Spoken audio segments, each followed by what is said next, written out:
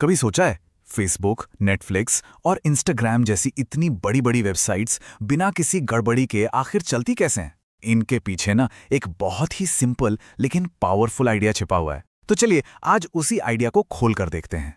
ये सब कुछ एक बहुत बड़े सवाल से शुरू होता है। जब कोई ऐप बहुत बड़ा हो जाता है तो उसे एकदम केओस में बदलने से कैसे रोका जाए, और इसी बड़ी मुश्किल का हल लेकर आया रिएक्ट। जरा सोचिए, कंपोनेंट से पहले की दुनिया कैसी थी? वेबसाइट बनाना मतलब एक ही बड़ी सी फाइल में सब कुछ डाल देना। HTML, CSS, जावास्क्रिप्ट सब एक खिचड़ी की तरह। जरा सा कुछ बदला और बूम, पूरी वेबसाइट डाउन। सच में ये वेब डेवलपमेंट का वाइल्ड वेस्ट ही था। तो कहानी में दो रास्ते खुलते हैं। एक तरफ वो उलझा हुआ कोड का जंगल और दूसरी तरफ लेगो ब्लॉक्स जैसा एकदम साफ सुथरा ऑर्गेनाइज तरीका, जहां हर टुकड़ा अपनी सही जगह पर फिट बैठता है। और बस यही एंट्री होती है हमारी कहानी के हीरो की। नाम है कॉम्पोनेंट। इसे एक लेगो ब्लॉक की तरह समझिए, एक छोटा सा स्टैंडर्ड टुकड़ा जिसे जोड़ जोड़कर कुछ भी बड़ा बनाया जा सकता है। तो टेक्निकली ये कॉम्पोनेंट है क्या चीज? बहुत सिंपल है। ये UI यानी जो स्क्रीन पर दिखता है उसका एक छोटा सा हिस्सा है, जिसे एक बार बनाया और फिर जहां मर्जी जितनी बार मर्जी इस्तेमाल किया। और इसकी दो सबसे बड़ी खासियतें हैं, रीयूजेबल और इंडिपेंडेंट।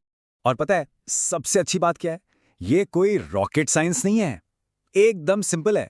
असल में एक कंपोनेंट बस एक जावास्क्रिप्ट फंक्शन ही तो है जो स्क्रीन पर दिखने वाला कोई हिस्सा रिटर्न करता है, बस। हाँ, एक छोटा सा नियम है जो याद रखना है, इसका नाम हमेशा कैपिटल लेटर से शुरू होगा। ठीक है, तो हमारे पास ये बढ़िया से लेगो ब्लॉक्स तो आ गए, पर कहानी में एक ट्विस्ट है। क्या हो अगर हमें एक ही ब्लॉक के अलग अलग रंग या साइज चाहिए हो? जैसे मान लीजिए एक बटन कंपोनेंट है।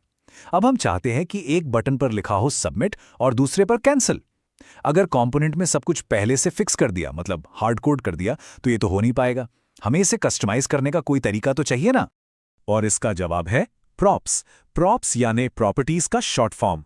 अगर कंपोनेंट हमारा लेगो ब्लॉक है तो प्रॉप्स वो इंस्ट्रक्शंस हैं जो हम ब्लॉक को देते हैं। जैसे सुनो, तुम्हारा रंग नीला होगा या तुम्हारे ऊपर सबमिट लिखा होगा। और सबसे सबसे जरूरी बात, ये प्रॉप्स होते हैं रीड ओनली, मतलब वो लेगो ब्लॉक खुद से अपना रंग नहीं बदल सकता। उसे जो इंस्ट्रक्शन मिला वो बस उसे फॉलो करेगा। अब जो प्रोफेशनल डेवलपर्स हैं वो इसी काम को और भी स्मार्ट तरीके से करते हैं। इस टेक्निक को कहते हैं डीस्ट्रक्चरिंग। देखिए, प्रॉप्स डॉट टाइटल लिखने के बजाय सीधा टाइटल लिख दिया जाता है। लगता छोटा सा बदलाव है, पर इससे कोड एकदम साफ सुथरा और पढ़ने में आसान हो जाता है। और हाँ, यही इंडस्ट्री स्टैंडर्ड है। चलिए अब बात करते हैं उस गोल्डन रूल की जो रिएक्ट की दुनिया को केओस से बचाता है। एक ऐसा नियम जो ये तय करता है कि सब कुछ प्रिडिक्टेबल और ऑर्गेनाइज्ड कैसे रहेगा। इस नियम का नाम है वन वे डेटा फ्लो। इसका मतलब बहुत सीधा है।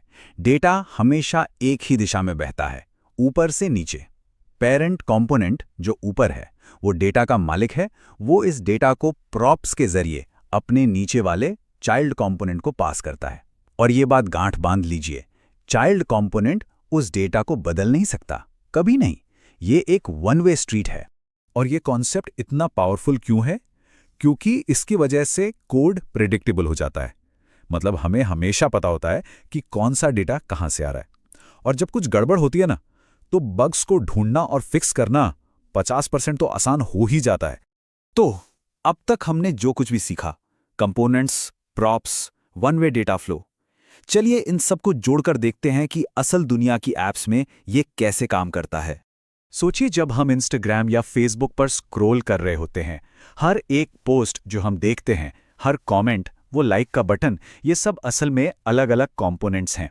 इन सब का ब्लूप्रिंट मतलब ढांचा तो एक ही होता है, पर प्रॉप्स की मदद से हर किसी को अलग अलग डाटा मिलता है। जैसे अलग फोटो, अलग टेक्स्ट, अलग यूजर नेम। तो इस सब का निचोड़ क्या है? द बिग टेक अवे यही कि मॉडर्न वेब डेवलपमेंट की पूरी सोच ही बदल चुकी है। अब कोई एक बहुत बड़ी भारी भरकम फाइल नहीं बनाता, बल्कि हम छोटे छोटे रीयूजेबल कंपोनेंट्स बनाते हैं और फिर उन्हें लेगो ब्लॉक्स की तरह जोड़कर बड़े से बड़ा, कॉम्प्लेक्स से कॉम्प्लेक्स एप्लीकेशन तैयार कर लेते हैं। लेकिन यहाँ एक बहुत ही इंटरेस्टिंग सवाल उठता है।